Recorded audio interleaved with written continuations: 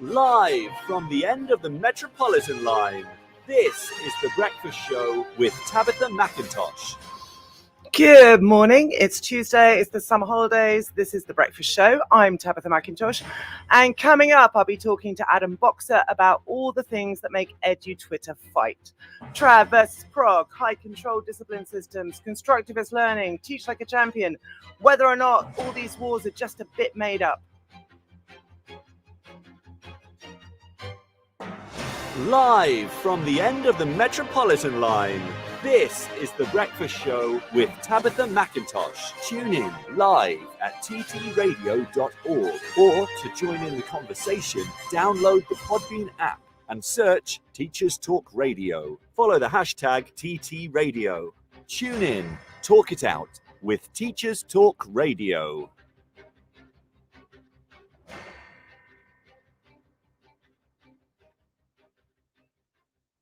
Again, such drama. Hopefully this will be dramatic.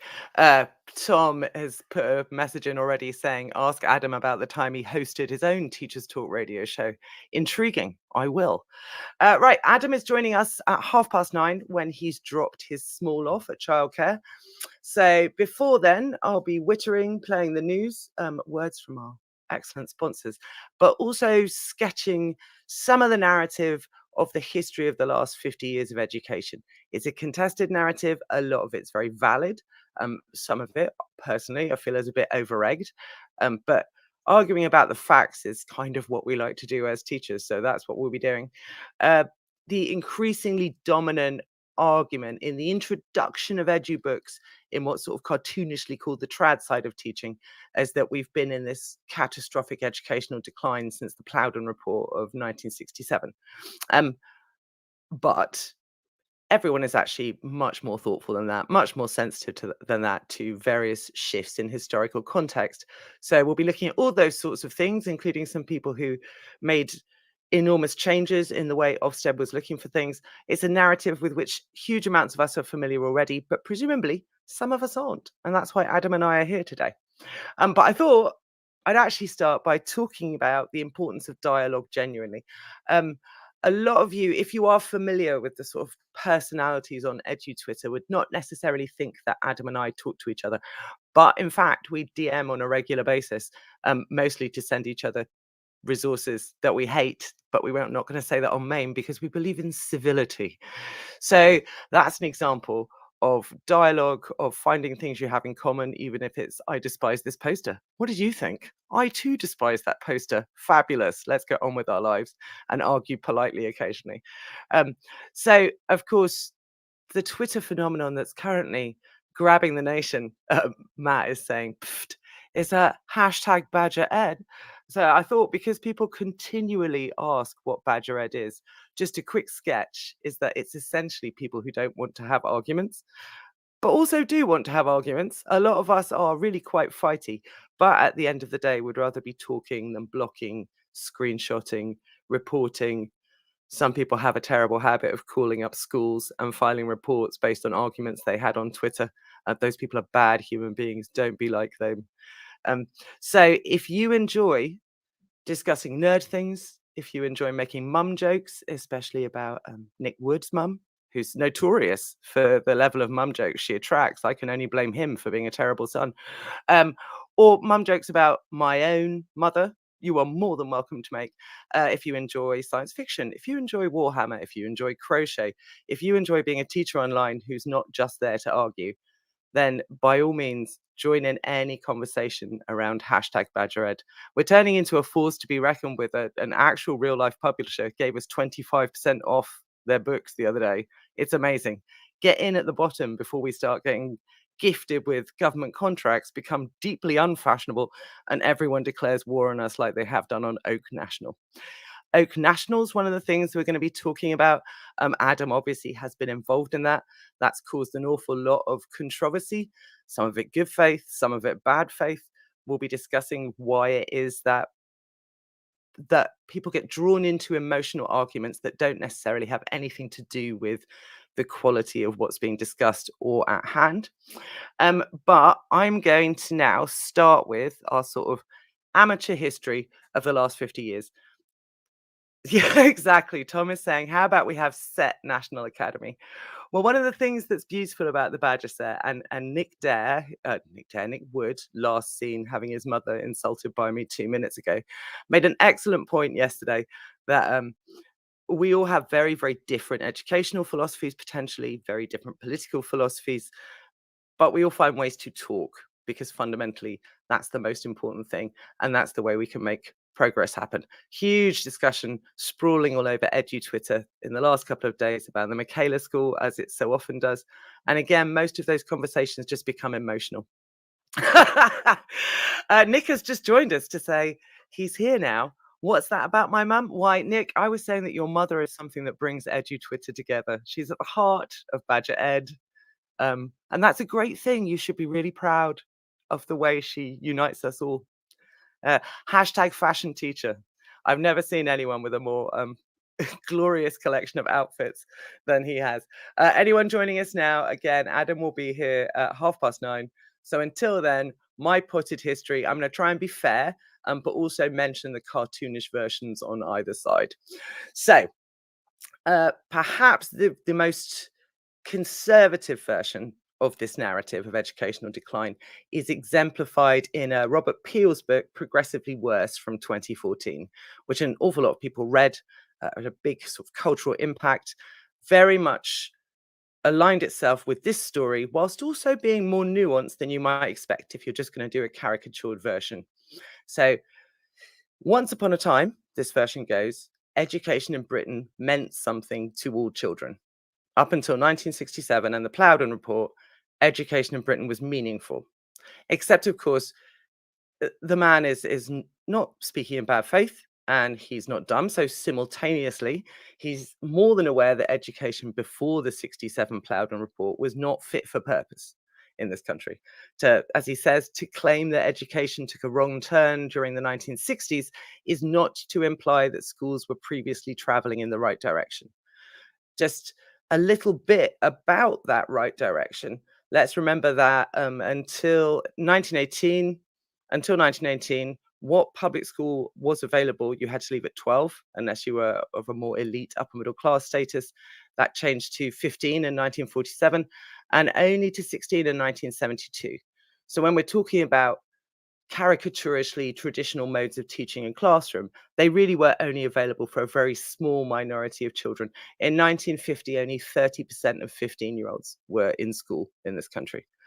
And as I said, even the extreme trap position actually acknowledges that completely. The caricature is that they want to take us back to 1950. No, they don't. Everyone's very aware that 1950 wasn't fit for purpose. But what Peel does say is that progressive education has been in the ascendancy for nearly half a century and has directly coincided with a prolonged crisis of poor behaviour and academic underachievement in British schools. So 1967, these are our sort of key dates in this narrative. We have progressive education comes into force in the Plowden Report. It's all based on Rousseau, depending on whose version of this you read. In 1967, people think, that weirdo that no one liked in the late 18th century who was educating individual boy child on a mountain in Switzerland, didn't really care for women, took all the children he had and dumped them at the local orphanage. That's the system of education we'd like, which is the caricature version of it. But just pointing out here that ascendancy of allegedly progressive education also coincides with children being kept in school. So, as I will be doing throughout, little anecdote, my father trained in 1971 to 72. He trained for primary, but he also had to do, as we all do, a placement in secondary. So when he got to the secondary school, Old Job's in Buckinghamshire, he was told that he was given the boys who now had to stay in school between 15 and 16. So they had been expecting to leave, but the law had changed. They had to be there. And what he was told to do with them is, he was given a football and told, just go play football with them. And that was their educational provision, which is reflected in the passing rates. So I was the first year of GCSE, and by the time they introduced GCSE, only I think 30% of children pass with A to C. So we still had massive failures built in for the vast majority of children. not so much to do with progressive methods as the entire structure of the education system in England and Wales, which was designed to get rid of poor children at every opportunity.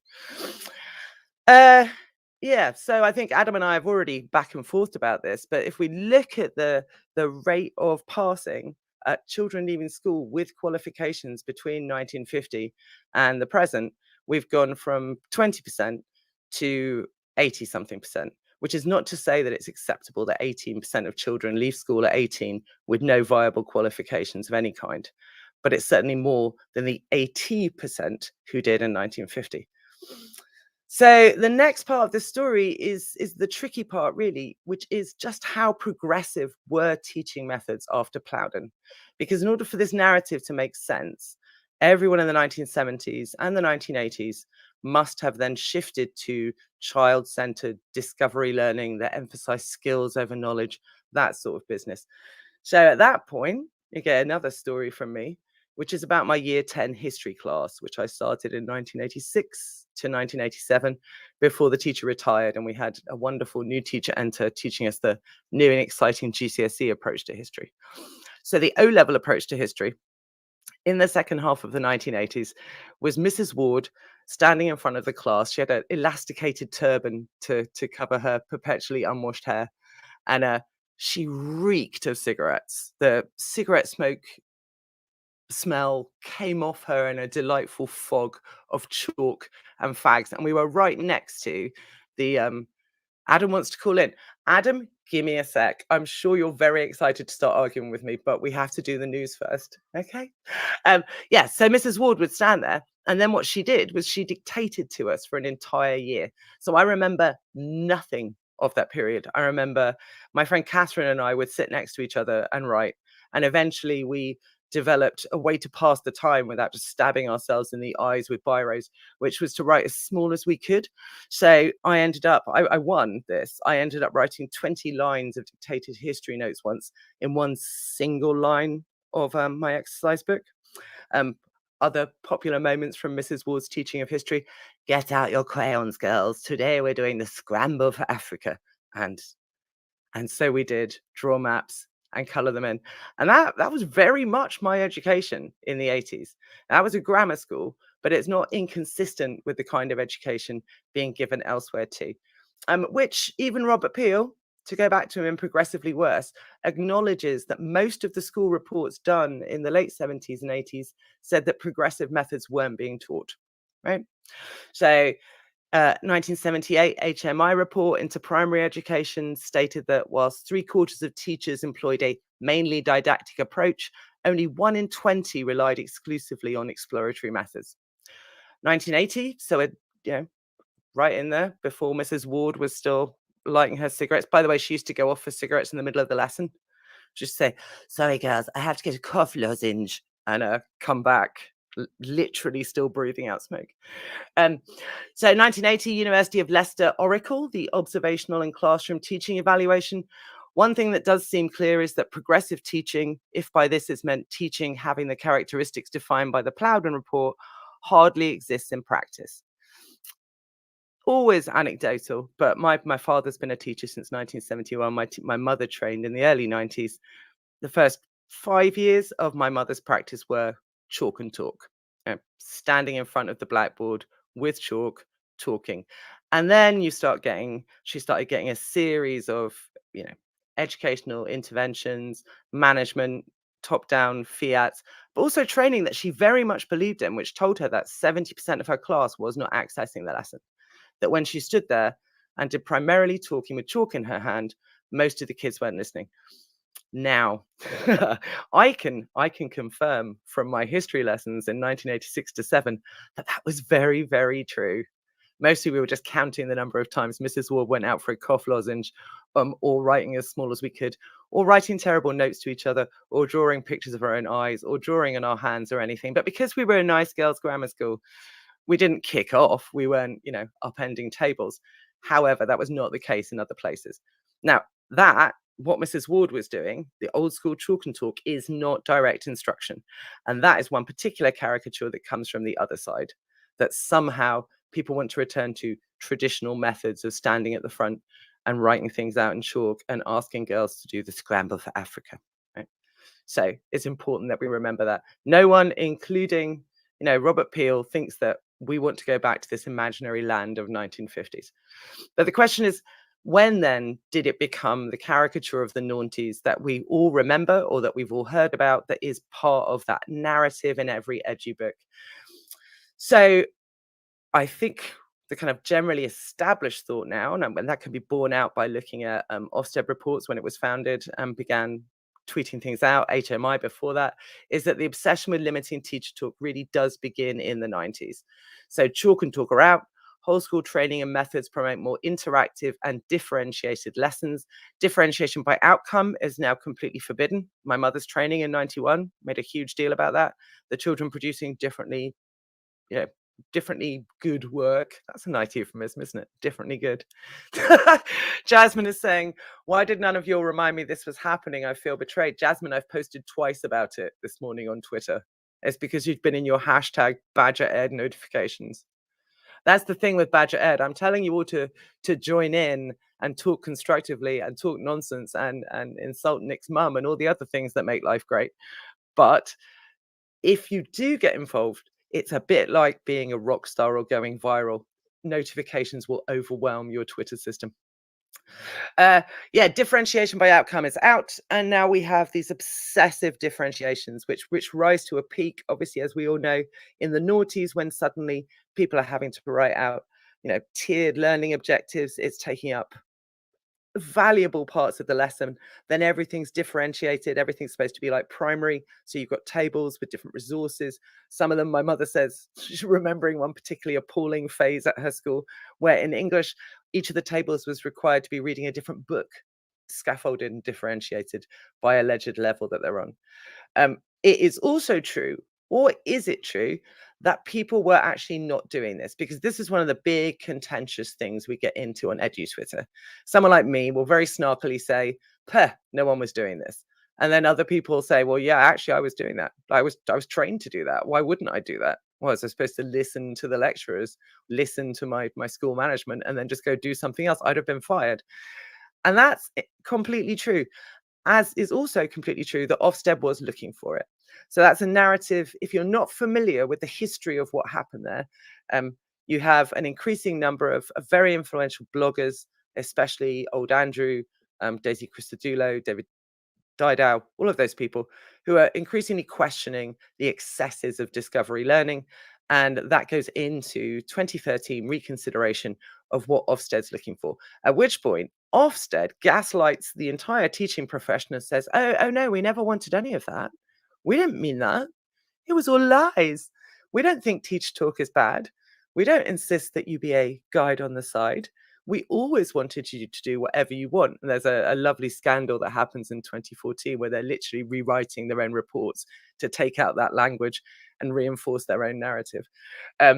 Just some highlights to prove both things, both that Ofsted was looking for it and that people were still teaching from the front, doing much more teacher-led instruction. And some of these are from schools I taught at. So 1999, the local grammar school that I was a TA and a cover supervisor at, the report says the least progress is made during lessons when a teacher talks for too long or maintains one activity. They say most teachers continue to use one dominant teaching style where the teacher talks and asks pupils questions. So that's the late 90s. The local grammar school, the local schools are still using predominantly teacher talk, and they're being raked over the coals for it. They're failing Ofsteds for it. Music in schools from 2008 to 11, in the weaker lessons observed, there's too much teacher talk. St. Bernard's Catholic High School, 2011, in the few satisfactory lessons, activities are not sometimes stimulating and challenging because there's too much teacher talk. My school that I currently work at, last Ofsted we had was 2012. Hashtag don't be listening, Ofsted. We don't want to be Ofsteded again.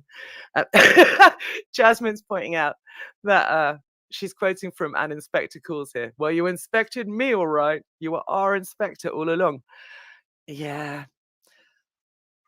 I'm just thinking about applying the principles of inspector calls to the Ofsted system and truly horrified in the approach. I could just imagine them getting all the school leaders in and showing them a picture one at a time. of a teacher talking at the front. My school got outstanding in 2012, and I'm just going to read this because their idea of an outstanding class makes me want to jump off a building.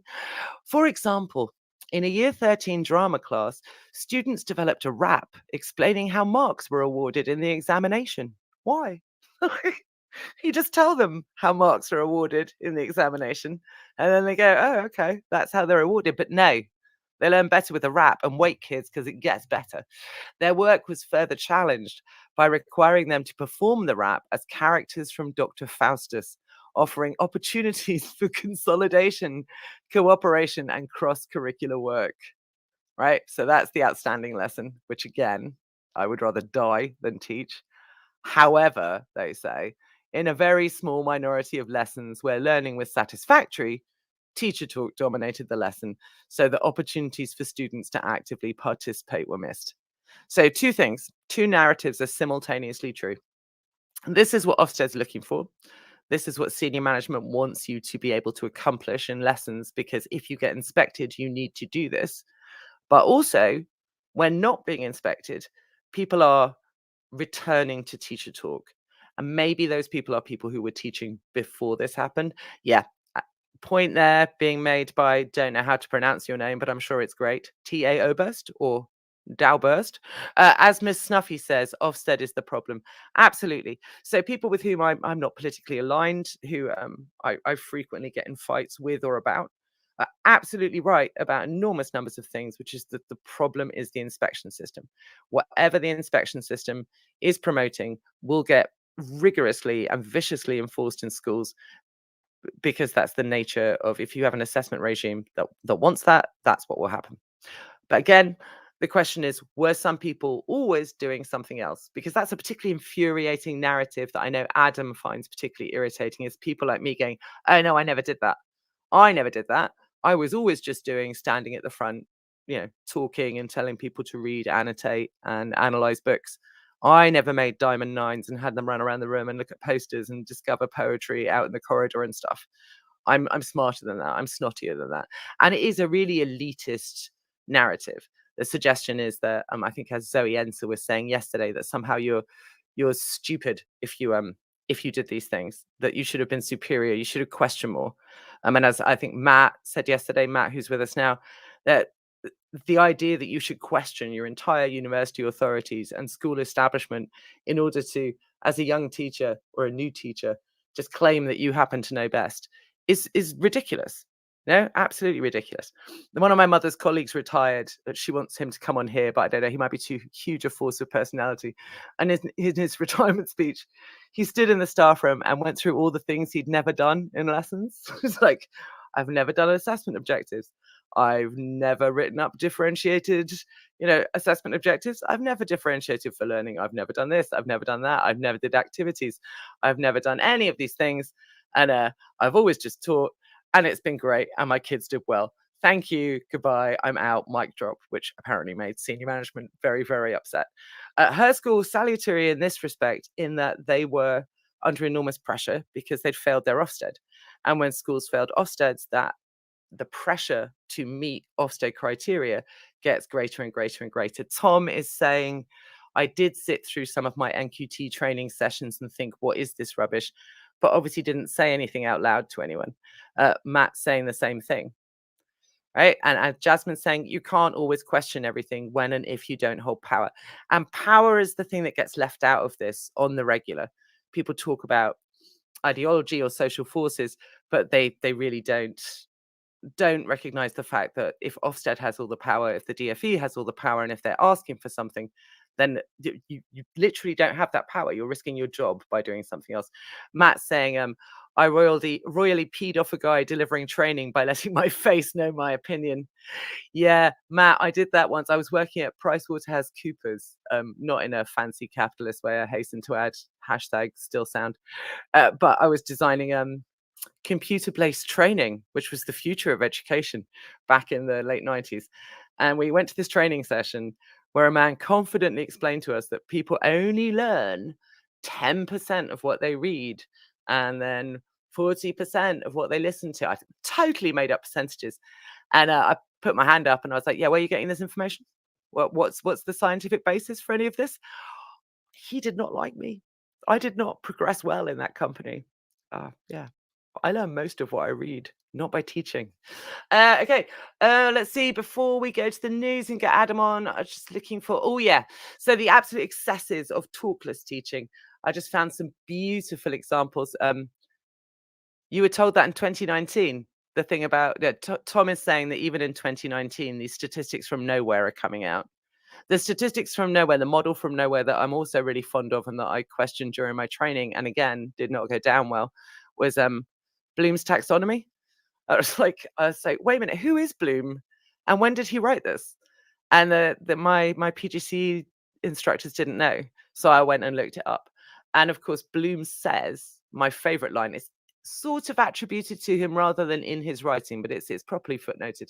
He says he wrote his taxonomy is the most cited and least read work of educational theory in the 20th century. It's just a glib catchphrase that people come out with. So, and I worry, as we all worry, that that's what will happen with a lot of cognitive science, research-based education when it comes into practice, when it begins circulating as currency. It's just glib phrases that people can use without any real understanding behind it. If it's not in a triangle, Tom says, SLT aren't interested. And Matt says, put everything in a triangle. Yeah, Tim is saying got hammered with Bloom's taxonomy on PGC in 2011. Yeah, Tom is pointing out, and this is something that Adam and I are going to be talking about, is that we are currently having some ridiculous excesses from sensible, evidence-based cognitive science is leaking into practice in very silly ways. And the way that I'm most obsessed with is things done under the name dual coding, which drive me absolutely insane. Where are we at? Right, I'm going to play the news. I will entertain us with selections from Pimp Your Lesson, a book written in 2013. And then, Adam, if you're listening, if you could call in after the news, that would be super.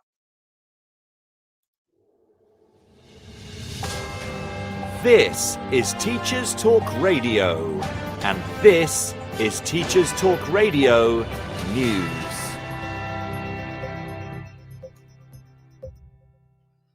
This is your latest Teachers Talk Radio News with Gail Glenn.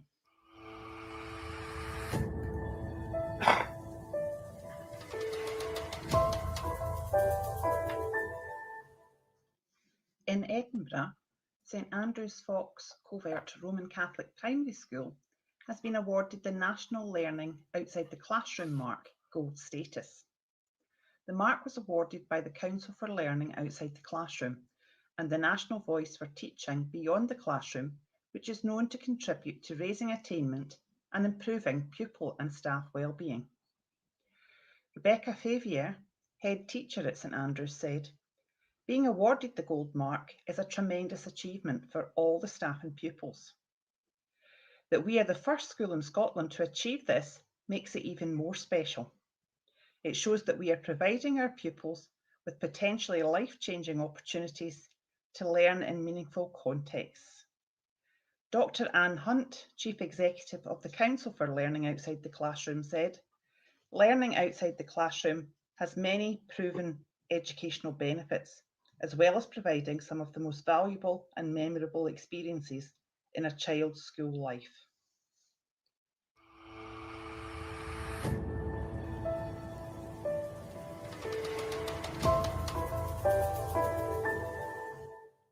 The results of a pilot scheme revolving around nature has been studied by the City of London Corporation. They found that these activities increased happiness and well-being, helping to balance emotions and energy in children with autism, enabling them to connect with nature.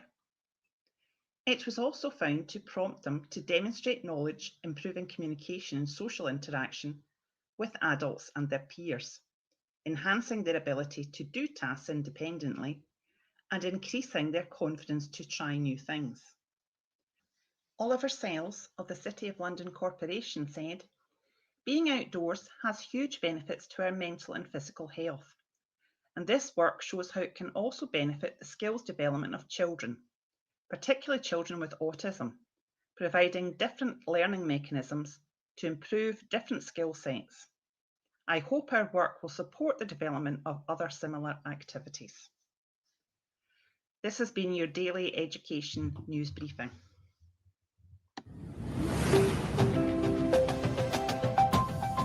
Every teacher loves stationery, right?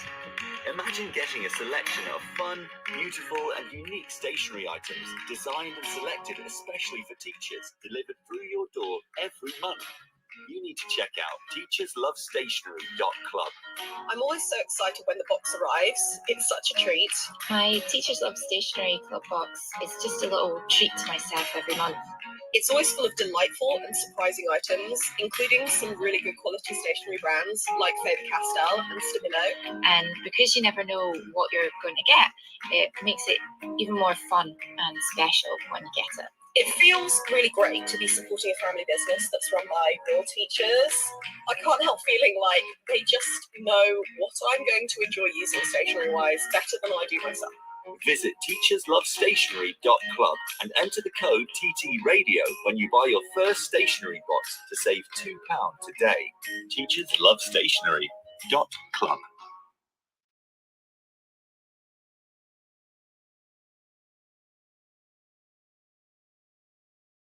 Okay. One more ad. I'm just thinking that I promised I would send Adam a direct link to the show via Twitter DM, and I have not done that. So if one of you, Adam wants to call in. Fantastic. Well done, Adam. All right. Hey, how are you? Yeah, I've been better, to be honest. I had a wedding last night, which was very exciting. It's my first one in a couple of years, one of my oldest friends. And my little lad woke me up at 5:45 this morning. So I'm feeling a little bit worse for wear. But I'm chocked up on Monster Energy Ultra. Monster, if you're listening, I'd appreciate a crate sent to my home address. You can DM me for more information. So we should be good to go. I can always use our increasingly deranged Badger Ed power to get a 25% discount, I think. Sorry, did you say something? I just missed that whole... Yeah, I think can there you might hear be a me? word in what you just said that I've muted. Okay, yeah, there might be. Adam, not a member of Badger Ed, and yet should What? be. It keeps going. It keeps like just cutting out. What is your internet connection okay? Right, I'm gonna read you the most appalling thing I've ever seen, and it hasn't got the B word in it, so you'll be able to hear it. Which was some stuff from Pimp Your Lesson and Talkless Teaching. So pimp your lesson. Pimp Your Lesson and Talkless What, as Teaching. in sell it as a harlot on the streets of East London? Well, that's what I was a bit concerned by. It's like the inherent misogyny and or dismissal of various cultures built into the idea of pimping your teaching. So Pimping Your Teaching is 2013. I'll read you a review. Offers a sumptuous collection of concepts and encourages the reader to unleash the pimp within, which maybe is a bit of a safeguarding risk. And then we can find out from Talkless Teaching, which was the next year, what kind of hacks for getting an outstanding at Ofsted, which is what these all are. They're basically a collection for getting outstandings. We have only to take the example of learning to cook. If we had never cooked before and someone to sit and tell us how to prepare a Sunday roast, it'd be very difficult to get up and replicate what we had just heard about, even harder to remember it the next day. However, if we were enabled to experiment, discover for ourselves what worked and what didn't, discuss things as we went and collaborate, watch and do, then we are likely to be able to produce increasingly tasty roast dinners for years to come. I say citation needed. Citation needed. I love the idea of experimenting without a recipe book on a meal for months, and then eventually you will come up with a meal that might be edible. Good luck with that. But it's about the friends we've made on the journey. All our Yorkshire pudding friends we've made along the way. Yeah. Oh, just one more from this woman before this is 2018. She's still slogging at it. Practical ways to make learners feel valued as individuals. First thing, keep an exercise book where you have a page on each of your students where you write down interesting things about them so that they feel valued. And then you apply that. I know. And then you apply that to your teaching in this way, following way. Poll your class about their favorite activities outside of school. Tell the class that you're setting yourself a challenge of showing them how their interests and hobbies apply to your subject area. Tom, this one's especially for you. Create a class display that shows your findings. Where do skateboards feature in history? Wow. Yeah. Yeah, I thought when you said the title is about making your students feel valued, I thought we were carrying on with the pimping line. We were just talking about their Literally assigning literal value. on the streets. Yeah, Sharon in the back row is worth £50, whereas. Yeah. So yeah, give me your teacher autobiography, your pedagogical narrative of self, where you a true believer in discovery learning. Yeah, so I did listen to your rather lengthy intro. I Uh-huh. mean, mate, that was. Dude, you I said you could were have calling at finished. 9:30. Yeah. I said I'd call around 9:30. I had to drop my daughter off at camp. Anyway, what was I saying? Yeah, so in your intro time, I could have finished reading about 7 pop edu books. Welcome to podcasting. Anyway, yeah, well, yeah, exactly. Was I a true believer? Yes, most definitely I was. So I trained in 2013 and 14, and I genuinely 100% believed that if someone learned something by discovery or learning it for themselves, that it was both qualitatively and quantitatively different in terms of, I guess, the strength of that memory or its ability to be comprehended or understood. It's logical. Yeah. Yeah, well, I mean, it's sort of, there's like a nice, using the word romantic in the colloquial sense. I know you don't want me to get into Rousseau or whatever, but it is like quite a nice and romantic view of things. And yeah, I just believed it as just a fact. So how did that work out in practice then? What did you do in it? Tell me the worst excesses of your classroom practice. Well, I remember once I did my first observation with the university, and I was trained by a lady who's an absolute legend in Hertfordshire because she trained about half of the science teachers in Herts, and I was desperate to impress her, and I did this lesson that was part of a series of lessons where the kids were learning about, they were year 10 class, they were learning about ionic and covalent bonding. And essentially half of the class were learning about ionic bonding, the other half were learning about covalent bonding Okay. via laptops and a structured worksheet that I'd done for them, and then making a presentation at the end. And then the idea was that the ionic kids would teach the covalent kids, and the covalent kids would teach the ionic kids. And that was meta bonding or something. Yeah, something like that. And obviously it was terrible and nobody learned anything. I thought it'd gone all right. And this lady, my tutor, she just ripped me a new one. She said it was absolutely, she said it was inadequate. There was, they were still grading lessons back then. She said it was inadequate, and my mentor at the school, who was an absolutely lovely lady, just had so much compassion for me. She was like, "Oh, but there was that point where maybe that was pretty good." And my PhD tutor was like, "No." Do you know what that's like, that idea that yeah, sorry, carry on.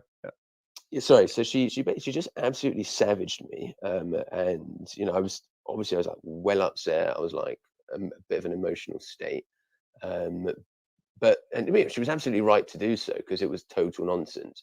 But crucially, the feedback wasn't that the whole idea of what I'd done was completely mental. It was that the way that I'd done it was bad, that I just hadn't executed it well enough. So, she wasn't like, this obviously makes no sense, right? Children can't figure this stuff out for themselves. They can't teach it to each other because they are 14 years old, and it's just too difficult. It's too complex. It's too abstract. The feedback was, you needed to do it like this, you need to do it like that, you need to do the other, blah blah blah blah blah blah, etc. etc. etc. And it, that fundamental assumption that children discovering things themselves or teaching it to each other was never examined, was never criticized. And even whilst I was sort of changing as a teacher a couple of years later, and even whilst I was in a school that had a kind of, I call it a more traditional approach to teaching, but it was just old school. It was very like stuffy and lots of adults barking at students and writing things on the board for students to copy down, that kind of stuff. But even while I was there, right, no one was like, oh, you know what, you need to go and see, Mr. Briggins Jones. He's been teaching here for 40 years. He's absolutely wonderful. And go into his lesson, and you see all the kids are just sat there in silence with, copying stuff from the board. No, it was like, oh, Adam, this stuff is really cool. Like, yeah, maybe Right. why don't you write for the school teaching and learning newsletter or whatever, stuff like that. And again, I was executing total nonsense. Mm. In my second year, was it my NQT year or the year after? I don't remember, but like one of my appraisal targets. Remember those? Those were the days. I don't have appraisal targets anymore. Thank God, I work in a good school. But I had one of my appraisal targets, aside from the old data nonsense, was to do more group work. And I used to just do these zany lessons where I remember this one where I did, it was acids and alkalis blind date, where the students, I'm not joking, the students had to find themselves a salt mate. And basically I had half the class. It was so intricately designed. Yeah. I split the class into two, and within those two halves split them into smaller groups. Wait, each pause. one of those, Is this an observation lesson, or did you just do this for the lols? I was doing it for the lols. And well, Right, it wasn't okay. for the lols. It was because it was my target. It was something that I believed Yeah. in and I thought was important. And I had the class in two halves, and each half was split up into smaller groups. And each of those smaller groups was either a niche acid or a niche alkali. One group was like oxalic acid, and it was wild stuff like that. And basically, they had to go off and they had to kind of learn or research. There were computers everywhere. They had to research their acid or their alkali and prepare a pitch in order to get an alkali to date them, right? Oh, gosh. And then the This way I is set based things on up was Cilla Black, kind of, blind yeah, dating. exactly. Which obviously I was The like, kids guys, haven't it's blind seen dating. because it Kids are like, ended in the what is that? 90s. It was like I hadn't even seen Blind Date for about 15 years. And I was going da da da da da da da. Yeah, I was going to say, I think you'll find it's called blinder data, like that. Yeah. Exactly. Say it that way. Have you lost your marbles, mate? Anyway, and basically, so the way I set it up is so that one kid from each group then blind dated one kid from each of the other groups.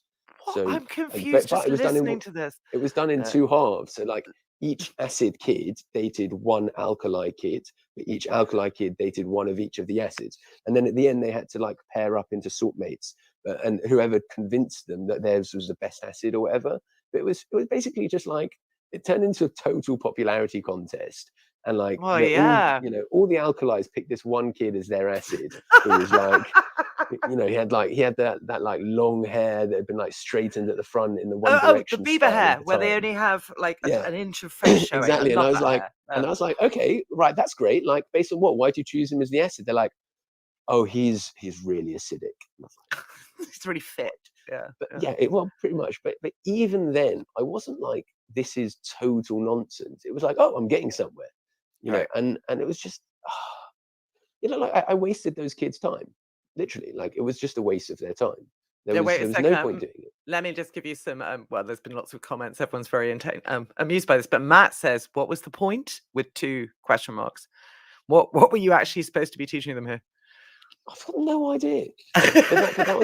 But that was part of the problem, because my target. It's such an important question. My PM target was to do more group work. Mm-hmm. My PM target wasn't to do more group work when teaching specific things, because group work is the best way to teach those specific things. Group work was the good. It was the good in and of itself. Jasmine's saying your target wasn't the content, it was the activity. Yeah. Yes, absolutely. This is what I call when I first started writing about my approach to curriculum, which is to use core questions. The phrase that I used was about being resource-led rather than content-led. What happens is, and the more prosaic example is where, I don't know if this happens in other subjects, but in science it's very common. You open up your shared drive or whatever, and there's a folder, and it's got 100 different files in it. Each one has got slightly different initials after it. This one's been downloaded from tests. This one's been downloaded from here, there, the other. And you don't know what you're supposed to be teaching. So what you end up doing is you end up just using whichever the first one is that looks good. Right? Yeah, or the first one you find when you've stumbled in and you're like, my God, I'm covering year 9. This PowerPoint looks good. Yeah. Exactly. This worksheet looks good, so I'll use that. Whatever. That's called being resource led. It means you're not thinking about what you need to teach. It means you're thinking about what resource you can use. Yeah. And group work is exactly the same. It's Can I about just using- interject to say that's why we do an inspector calls, because we've got 30 years worth of resources on it. Otherwise, I'm pretty sure no Yeah. one would ever pick that play. But Yeah, 100%. You know, English is a great example because you have much more, like, I guess, freedom around what you can choose. You end up with these historical hang-ups. So, you know, so that's an example of being resource-led, choosing to do group work because it's a good in and of itself, irregardless of the actual content that's being resource-led. Time is another one. Time is a resource, right? So if you say that, you know, my lesson, you break up your scheme of work into lesson-sized chunks, and you say, in this lesson I'm doing X, and then in the next lesson I'm doing Y, and in the third lesson I'm doing Z, and then by point, you know, A in the half term, we need to have got up to here because there's going to be an assessment. You're being resource-led because you're saying the time is what determines the learning. Whereas what you should be saying is, this is what I've got to teach. Okay, how long is it going to take me? So it's quite a big shift. It's an important shift. And it's something that I didn't cotton on to until quite a bit of time after I was wasting my children's time. I'm just going to, again, interjecting with comments. Sarah Barker's pointing out that, see, it's interesting. The stuff in English is, because an enormous amount of English is exploratory. So as I always say annoyingly on Twitter, we always do essentially the same things, which is, you know, lead the class in reading, annotating, analyzing. But how this expressed itself in English was, as Sarah's saying, these ludicrous hypothetical scenarios. What would Sheila say? I remember doing one, Sarah, for a speaking and listening task where we had to do, what would all the characters in Inspector Calls, how would they react during World War One? Which is quite good because they thought that Eric's men would frag him. They were definitely convinced that Eric's men would just kill him early on. Very good. Fair. Very good. Yeah. So yeah, then what happened? It's miserable. What happened after that? Oh, by the way, just a quick shout out to Sarah, who's commenting. She is my homie. I love Sarah Barker. She's the best person in the world. Well, now everybody else thinks you don't love them. But anyway, carry on. No, they can all be. They're all great too, but there can only be one best person in the world, surely. She says she loves you too. Loves them. So I think at some point in my second year of teaching, while I was doing all this group work nonsense, I was always a massive teaching nerd. So I just devoured everything that was put in front of me. I'm the type of person who reads Ofsted reports for fun. And I read the tests every single week, cover to cover. I didn't buy it. Don't get me wrong. Well, you just stand in the newsagents? Yeah. No, my father-in-law is also in education, and he used to get a copy. And so I'd read his every week. And there was this one, you know, and everything was, you know, music to my ears at that time. There was never anything dissenting. But there was this one bloke who used to write a column on behavior, a guy called Tom Bennett, who I think you've probably heard of. And I really liked him, and I thought he was proper sensible. And then at one point he said, you know, teachers should be getting on Twitter. And so I was like, you know, I had a Twitter account, but I had only ever used it once. And that was to try and speak to a general in the Israeli Defense Forces because I wanted to complain about the way that they had made their formal notice of war. But, you know, that's a very Twitter thing to do. You obviously innately exactly. understood. Yeah, it was for a university essay. Where was I? Yeah. Anyway, so I got on this Twitter thing and I started reading some blogs and then reading some research articles. And the big blog influences on me were Greg Ashman, who still blogs 3 times a day, and David Didow, who blogs a lot less now, but was blogging loads then. And also people like, you know, this is like EduTwitter 1.0, like the first big hitters who were blogging. Yeah, people can like I Carl say you guys Hendrick. are all like crazy nostalgic about this too? And often we get this kids these days. EduTwitter these days doesn't know it's born. Back in the day, EduTwitter was proper. Yeah. No, that's Not what from I'm saying. you. I'm not seeing you say that. Yeah.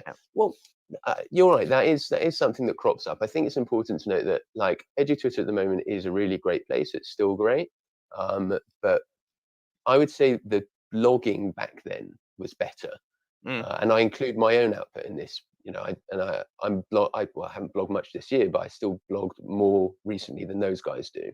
You know, Tom Bennett hasn't blogged in forever. But those blogs were so important to me. People like Joe Kirby, the Michaela crew, they just started blogging around then. Joe Facer as well. You know, that kind of group that they don't blog anymore. Yeah.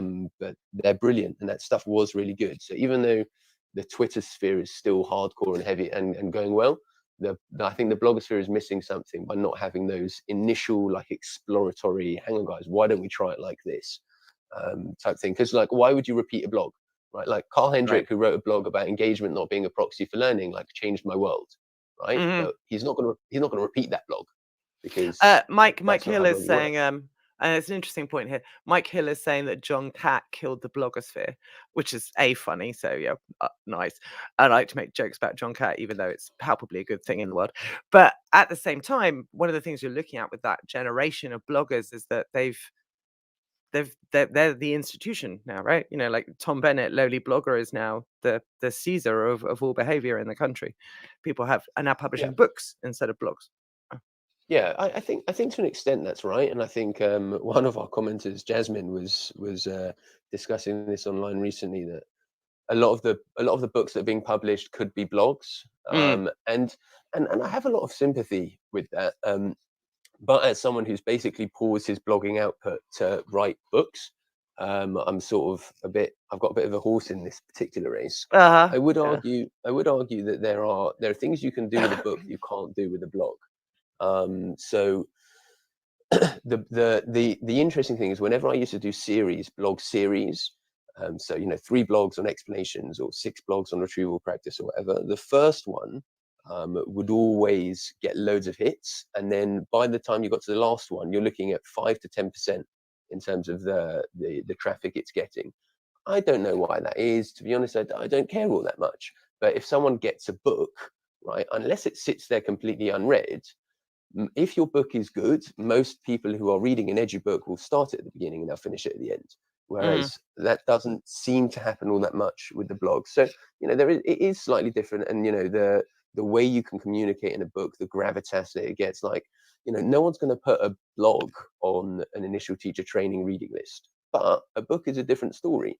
If you've got a mate who's just about to do their PGC, a family member who's about to do their PGC or whatever, and you want to get them something as like a nice, good luck or all well done passing your NQT, you're not going to buy them a blog, right? So there is stuff that you Yeah, you no, can that's do with absolutely books to that you do with can't with the blogs. materiality is authority in many ways, which is partly why we're saying about, those bloggers have become more authoritative, more generally recognized as authorities, and therefore write books. I think David Didow still blogs quite regularly, but yeah, it's not as often as he used to.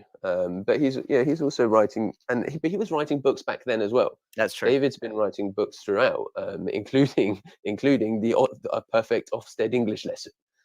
So the books have been around. Yeah, it does seem to be there's been an explosion recently in books. I'm just going to another comment. Sorry, I will keep interrupting you with comments because people are being really engaged and interesting. But it's important to remember that blogs are free and easier to share. So probably why many of the bloggers are now seen as the establishment. So whether or not you want to be the establishment or think of yourself as the establishment, once you're in book form, then you're establishment. That's actually how I access edubooks, is in the free format provided by Google Preview. So I don't read them from beginning to end. I read the first 33 pages. Yeah, I think there's a guy called Kev Bartle who was part of EduTwitter 1.0. Do you even know Kev? Don't think so. No. Yeah, so this is part of it. So Kev's actually a head who's not far from me. His school is about 5-minute drive from my place, and he's just a really stand-up good guy.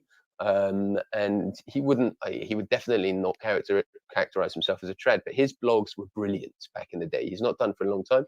His blogs were often about so in particular, the ones of his that I enjoyed were about like the social welfare of his students and how he's struggling to cope with the fact that these kids aren't eating and he doesn't have enough funding to support them. That he's a real community head. And he published a blog years ago that was just brought up on Twitter recently by Stuart Locke, where one of the things he said is that if it could be a blog, then it could be free. And like, if you're going to write all this stuff, why not just share it for free? Yeah, I do have a lot of sympathy for that. As someone who is, I guess in his heart of hearts, pretty far down towards the socialist end of stuff. But at the same time, like, I just finished a big project, right? It's over 100,000 words. Yeah. That is a vast amount of time and effort that I've undertaken and has taken away from other things that I've done, like look after my family. And if I was never going to get paid or get any money to do that, I wouldn't have done it, because no one sits down and thinks, you know what I want to do? I want to write 100,000 words and just give it to the world for free.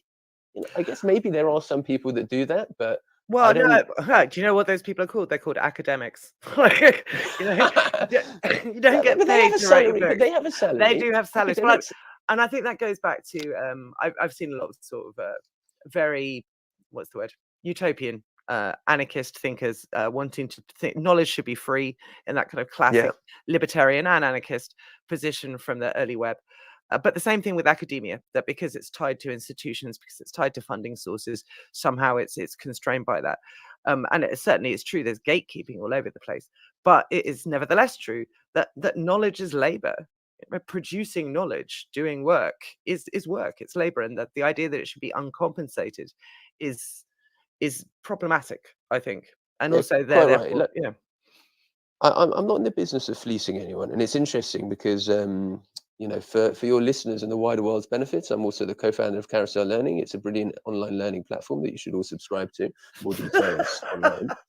We'll be charging But you like, for advertising. Yeah. yeah. Are you serious? No, Because we don't have budget for that. So like you know, when we first started off, you know, I own it with a guy called Josh and a guy called Jose. You know, and it was based off this program that I'd written for Excel called the Retrieval Roulette, which was just a quizzing platform in Excel, which was free.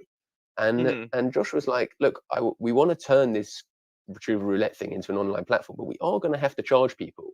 And I was like, you know, I felt a bit uncomfortable about it, but also like Carousel wouldn't exist if we didn't charge people. You can't do stuff for free. And we just have to put in as many safeguards as we can to make sure that it's as affordable and we're not fleecing anyone. Like, obviously, it would be nice to make a profit. Again, I've spent hours on it. Why shouldn't I be compensated for that? But we're not in the business of fleecing anyone, and our pricing model is set so that we're not fleecing anybody. And there's stuff like, you know, people keep asking us for images. They say, you know, we can't put images on the platform yet. Like, can you put images online? Can you put images? And we're like, we can't yet. We're working on it. But the reason why we can't is because if you want to put images online, you have to buy memory, and that's expensive. And that means that we'd have to pass those costs on, because we couldn't just like magically absorb them. And that means that the platform will become more expensive, which means that either schools wouldn't be able to afford it, or they'd be paying for that and not for something else, or even worse. And this is the nightmare scenario that we've been trying to avoid as hard as we can, which is that teachers end up paying for it out of their own pocket.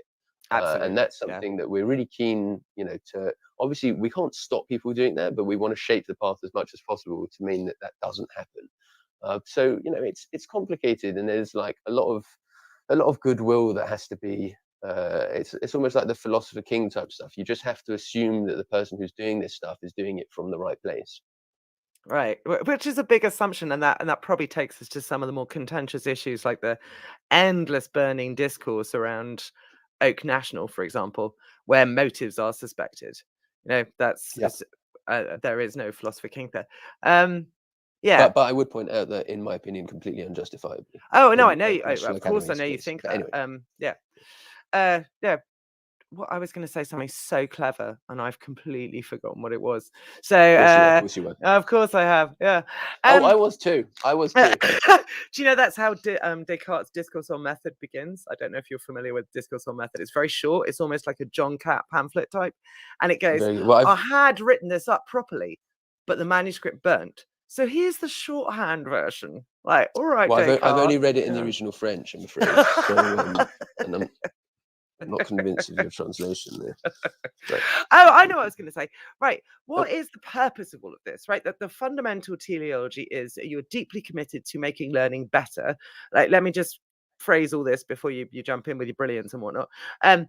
And you believe in education, believe in science education, believe in making teachers' lives better, believe in, you know, educating children to the best of their ability, to using cog science, psychology to, you know, maximize their productive output at Key Stage 4? Is it giving them knowledge for life? Because one thing I see happening with A-level is that we don't really share our resources in the same way GCSE does. I certainly don't, because I'm fully aware, as I was saying to Daniel Bundred the other day, that the difference between an A star and an A in my kids sitting their English Lit A level depends on them having an extra level of flariness that the school next door, the other schools in the nation don't have. So I'm not sharing that. I'm not stupid. That's for my kids. And every other school is doing the same sort of thing, but we don't do that Key Stage 4. Key Stage 4, we're much more. So yeah, lots to go on there, but yeah, what is the purpose in all of this? I thought you said it. Make kids know more science education, make teachers' lives easier, all of that. There's nothing complicated. I'm very pluralist when it comes to the purposes of education. Like everyone, there's one purpose of education: build workers for the future, or transmit the goods of cultural knowledge, inheritance, intellectual treasures, best of thought said, etc. Or develop transferable, all of that stuff. I'm very pluralist. I'm more than willing to say there are plenty of goals for education, and I'm also not one for reducing my own kind of beliefs down to one sole purpose. Because to be honest, I actually don't think that's how people operate. So for example, something that I'm quite upfront about that I think other people aren't and could be, is that part of what motivates me is sheer ego and narcissism. Well, yeah, and I don't think there's anything wrong with that, right? I think that Well, we should embrace the fact that we do think we're better at what we do than everybody else. It's a simple fact, and you do what you've got to do to get you through the day. And like when I've had a really difficult day with year 9 or whoever, I can't go home and be like, but you know what? I passed on the greatest intellectual treasures of mankind and feel better about it. That's just Yeah, you know why you no can't one do that? works Because you like don't that. teach English, mate. So yeah, Well, only we there's can that. go. It's very good banter. Into subject discussion and debate. No, it's just like you do what you got to do. You do what gets you through the day, and and also like I get paid, right? So I'd be lying if I said I didn't do my job because I get paid, because I do get paid, and if I wasn't going to get paid, I wouldn't do the job. It's not why I do the job, but it's part of the reason. I don't feel the need to be dishonest or to lie to myself about that. So it's all of those things are true. I just I want to do my bit, and I want to help and do the stuff that I enjoy as well, which is helping teachers, working with teachers, thinking hard about how to implement this stuff in the classroom. I like it. I enjoy it. So I'm not going to separate that from my motivations and pretend that I'm like some kind of Mother Teresa figure over here. No, and none of us should be teachers, surely, if we don't fundamentally believe we're authorities in some way, whether it's our room or unless it's 2000 to 2013, in which case obviously the children are the authorities. Yeah, they are. Self-elected. Eugene's going back to what I was asking about Key Stage 4. Key Stage 4 is an exam factory. Key Stage 5 is a cottage industry, and other people suggesting Key Stage 3, Key Stage 2. That does take us to the end outcomes of the maximum we can achieve from education up to GCSE. Are we stuck with 18% of kids leaving school without meaningful qualifications? Do you think that we can? So you said something very hopeful about what you're doing in your school, where you think that truly you can get the children knowledge rich and skills rich up enough to be able to pass at much greater rates than they have before? Or do you think that's just a silly way of thinking of it? What do you think? Well, look, there's the macro and there's the micro. The first thing is that my understanding is that it's a misconception that the grades are fixed at a certain percentage. The exam boards, I believe, do have the ability to turn around to Ofqual in any given year and say this cohort is better than the previous one. Oh yeah. We need to shift their boundaries up.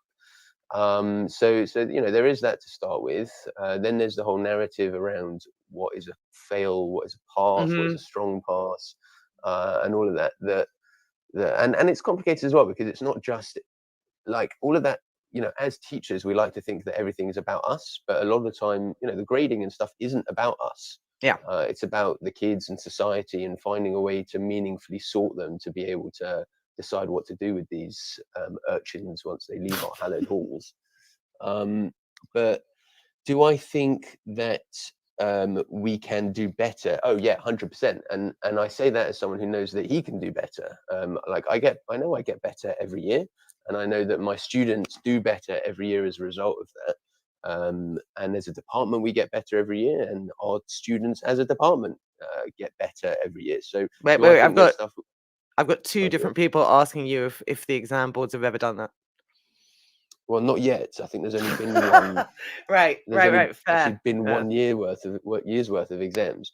They could. The likelihood of it happening is very small, Mm, because you've got 550,000 students. The pace of change in education is glacial at best. mm. So the likelihood of it happening, and for every, and if we want to, if you want to shift the entire bell curve, that entire cohort, that takes serious time, serious effort, serious systems thinking. I don't think we're quite at that level yet. But it is possible. Right? We're not stuck. Which is So what a lot of people say. theoretically, we Yeah, could get to a point where, where we could achieve the Michael Govian a mathematical yes, goal of yeah, everyone, yeah, of yeah, 100% of people absolutely, being above average. Yeah. absolutely, and Yeah. like, and it will. I imagine that inevitably there will be some kind of shifting like that, because of just because of the way that education works. So there's this thing called the Flynn effect. I don't know if not everybody necessarily knows about Mm. it, but shows that over time the average over the entire population IQ has been increasing. It's something like 3 to 5 points a decade, something like that.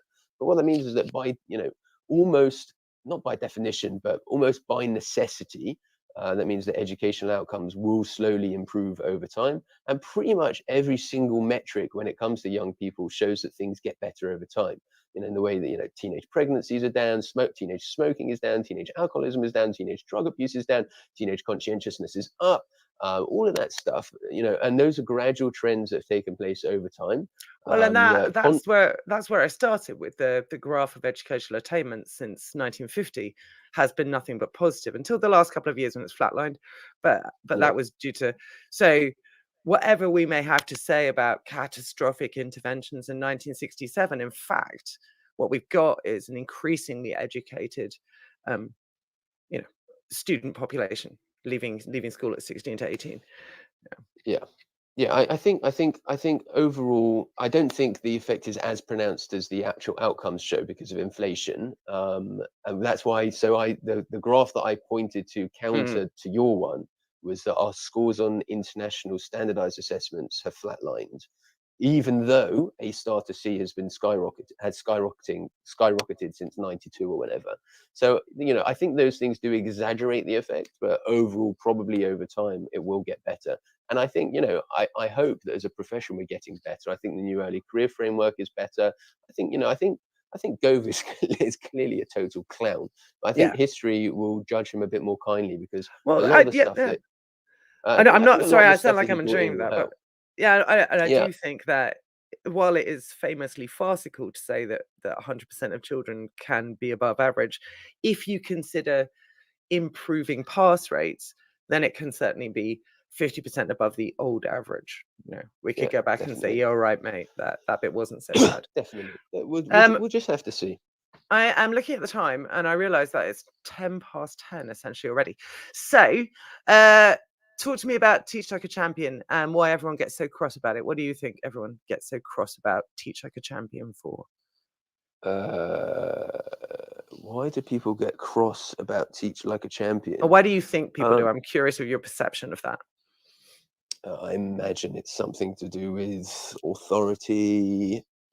Well, the first thing is that I think a lot of people within the education block just have a problem with people being directed to do anything, right? Oh, That it should fair. be. Yeah, so fair. Sorry? Yeah. Yeah. I think that's totally fair analysis. Yeah.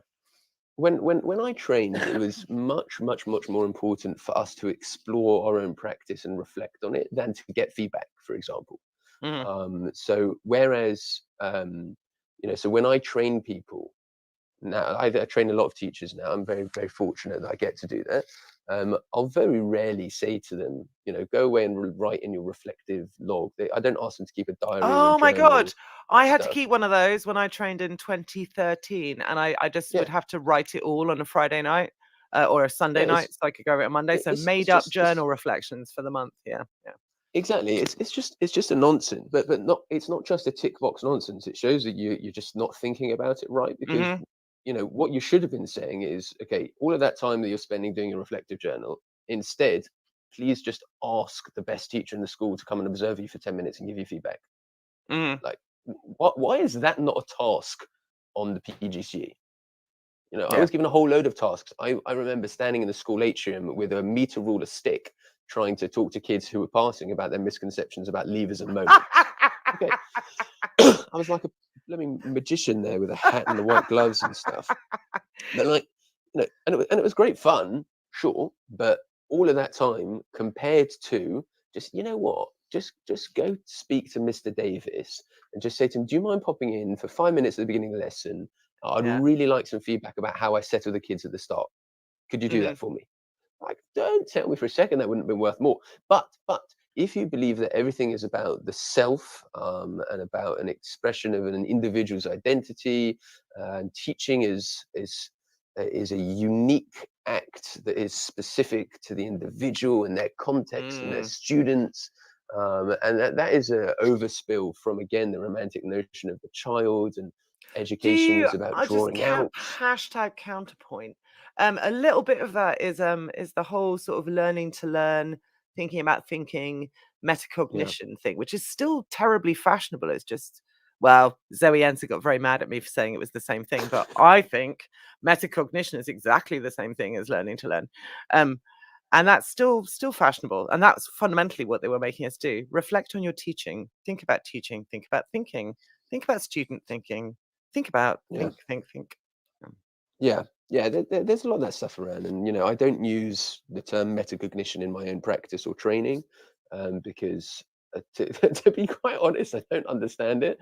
I read the EF report, and I was still not clear on A, what metacognition is, B, what metacognition isn't, and C, what it could actually lend to my practice that would be helpful and meaningful. So I don't use it as a phrase, and yeah, it does get tied up with a lot of this, you know, vaguely woolly learning to learn and thinking skills and such. Or David Didow had but something the other day that everyone thought was very impressive. This isn't a David Didow slam, I hasten to add, but it was just they pulled out one line, and he said, knowing the wrong things is much less valuable than knowing that you don't know things. Well, the problem is that you don't know if they're wrong.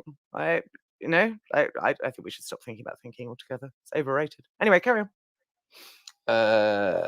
Yeah, so taking that back to Teach Like a Champion, because it's so directive, and both towards teachers and towards students, right? So, you know, when I'm in the classroom, like when you describe it to people, it sounds like you are a psycho.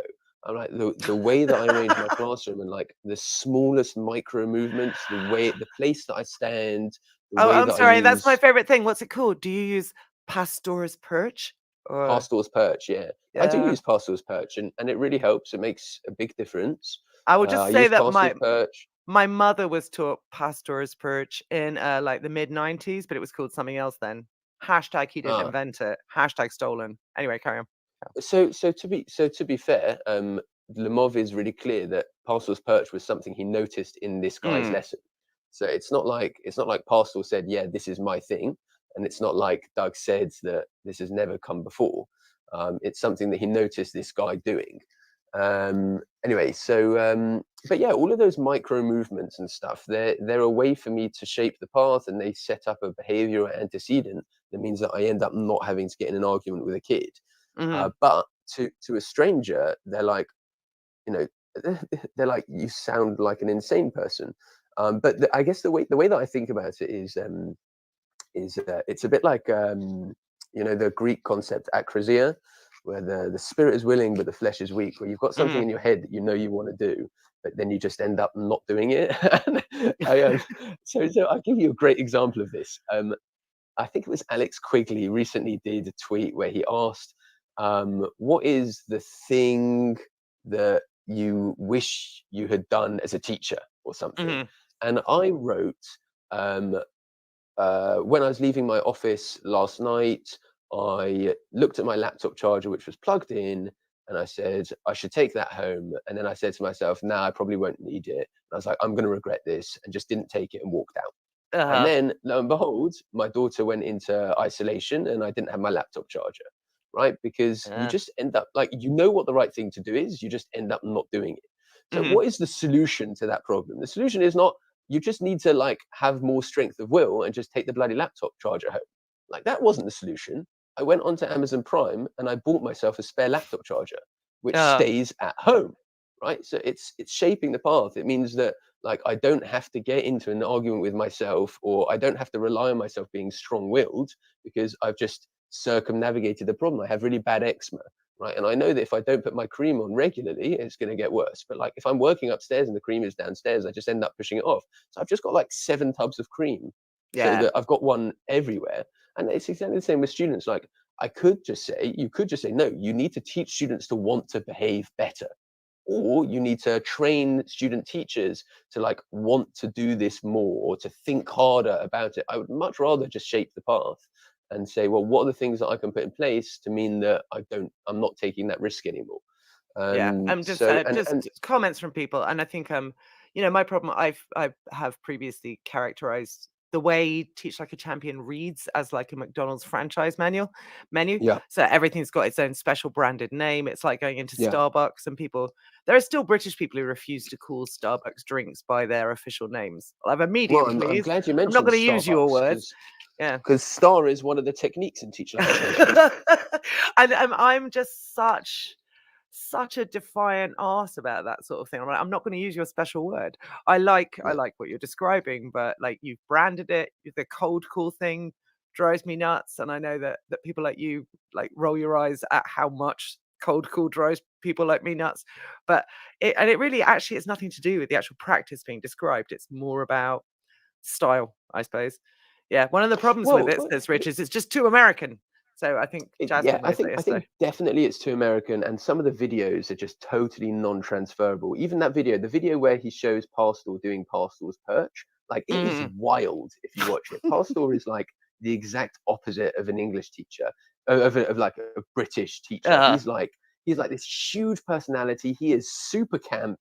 He's running around the classroom. He's, beaming at the children rather than, scowling at them, through a packet of lozenges or whatever it was you said. So like, there is a heavily Americanized element to it. But the terminology is so interesting. I'll give you one example, right? So people have a problem with the terminology and the branding and stuff.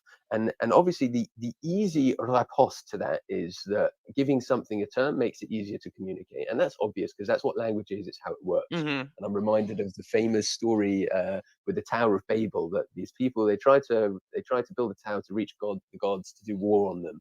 And so God scrambled their language, right? And why would that make a difference? It's because like if you're working and you're trying to build this building and you say to the guy next to me, say to the guy next to you, pass me a hammer, and he gives you a screwdriver, like you can't work like that. It's not feasible. So you're saying #teach like a Babylonian, right? Absolutely. Well, they tried to wage war on the gods. But there's another point that I only I approve of that. But anyway, yes.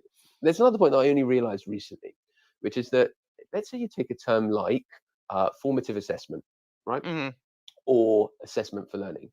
Formative assessment is an even better one, right? So Dylan William is really upset that people don't implement formative assessment right.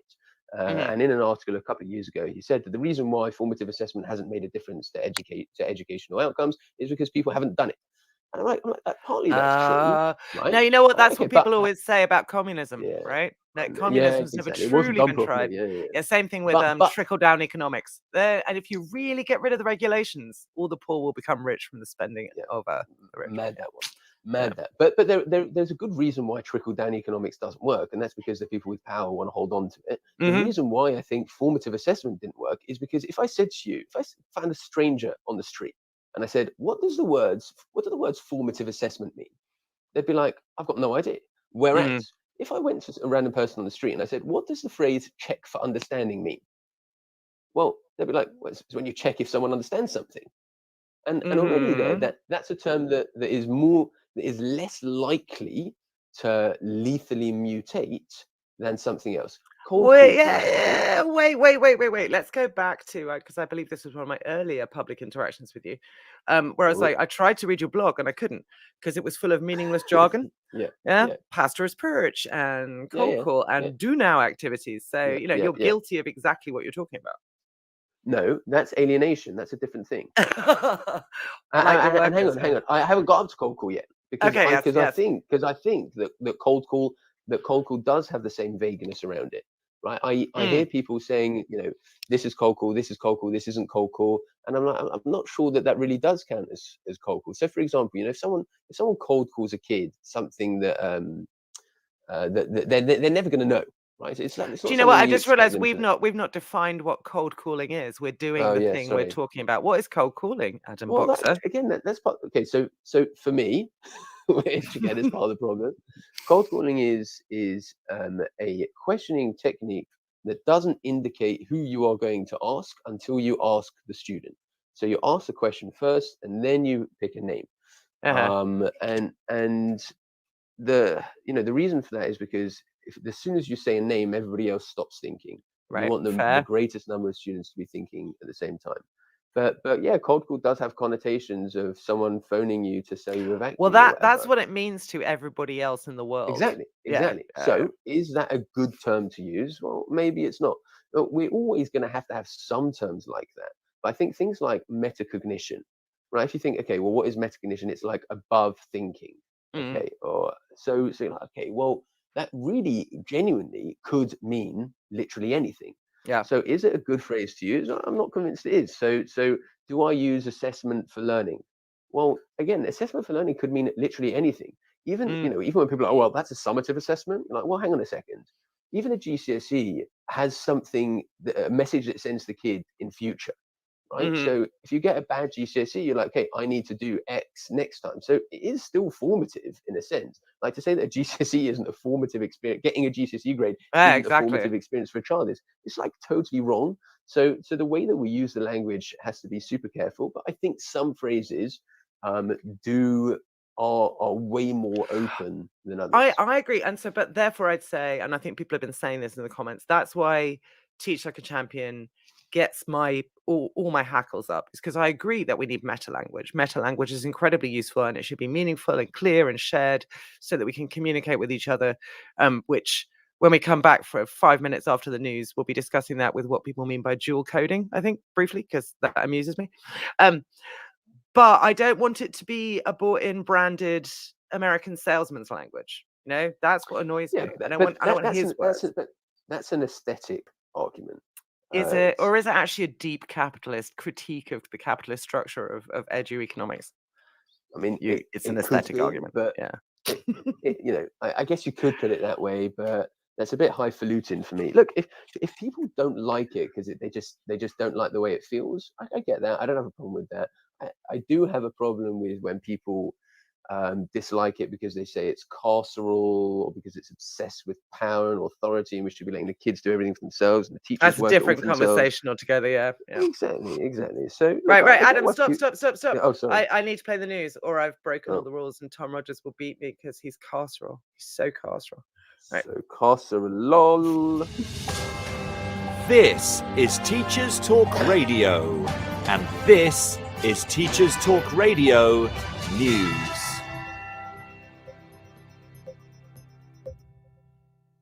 This is your latest Teachers Talk Radio News with Gail Glenn.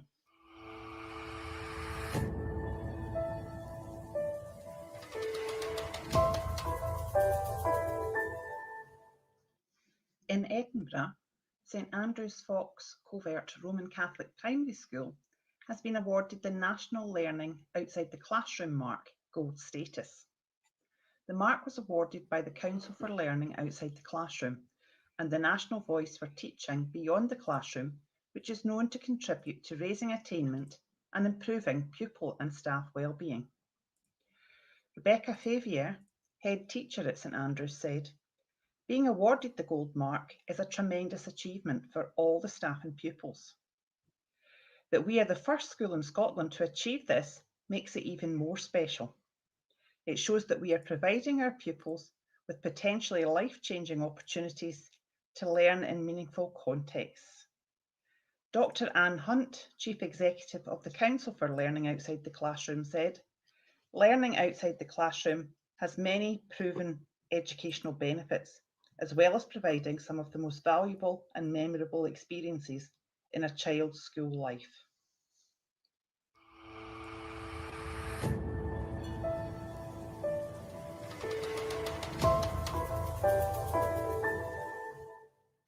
results of a pilot scheme revolving around nature has been studied by the City of London Corporation. They found that these activities increased happiness and well-being, helping to balance emotions and energy in children with autism, enabling them to connect with nature. It was also found to prompt them to demonstrate knowledge, improving communication and social interaction with adults and their peers, enhancing their ability to do tasks independently and increasing their confidence to try new things. Oliver Sells of the City of London Corporation said, "Being outdoors has huge benefits to our mental and physical health, and this work shows how it can also benefit the skills development of children, particularly children with autism, providing different learning mechanisms to improve different skill sets. I hope our work will support the development of other similar activities." This has been your daily education news briefing. All right, Adam, I'm about to play an ad, but I just want to tell you that everyone, including Mr. Tom, #Teachers Talk Radio Rogers, is demanding that we overrun slightly. So I'm adding this slightly because I'm sure you've got other things to do with your life. Advert coming up. Nice.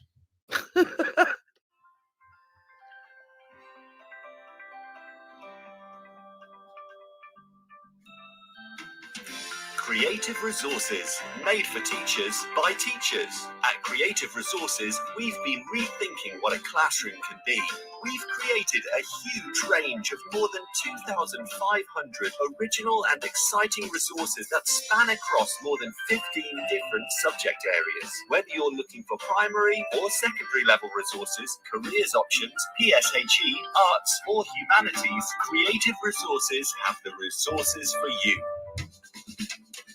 We offer full curriculum packages and unique, challenging escape rooms themed on topics such as Shakespeare, Tudors, and fractions. We have quizzes, task cards, Tarsia puzzles, and lots more. Better still, more than 100 resources can be accessed for free. Just visit our website, www.CRE8TIVEresources.com. You can get 10% off any order you make on our website by using the discount code TTRadio. Creative Resources, made for teachers by teachers. Every teacher loves stationery, right? Imagine getting a selection of fun, beautiful, and unique stationery items designed and selected especially for teachers, delivered through your door every month. You need to check out teacherslovestationery.club. I'm always so excited when the box arrives. It's such a treat. My Teachers Love Stationery Club box is just a little treat to myself every month. It's always full of delightful and surprising items, including some really good quality stationery brands like Faber-Castell and Stabilo. And because you never know what you're going to get, it makes it even more fun and special when you get it. It feels really great to be supporting a family business that's run by real teachers. I can't help feeling like they just know what I'm going to enjoy using stationery-wise better than I do myself. Visit teacherslovestationery.club and enter the code TTRadio when you buy your first stationery box to save £2 today. teacherslovestationery.club. Introducing the Leadership Masterclass series by Diana Osagi. Learn how to ditch your fears and develop your leadership confidence. How to deal with difficult colleagues. How to thrive when you lead in a challenging environment. And how to get colleagues to buy into your vision. Join Diana for her online leadership masterclasses starting on the 10th of July and running all the way through the summer.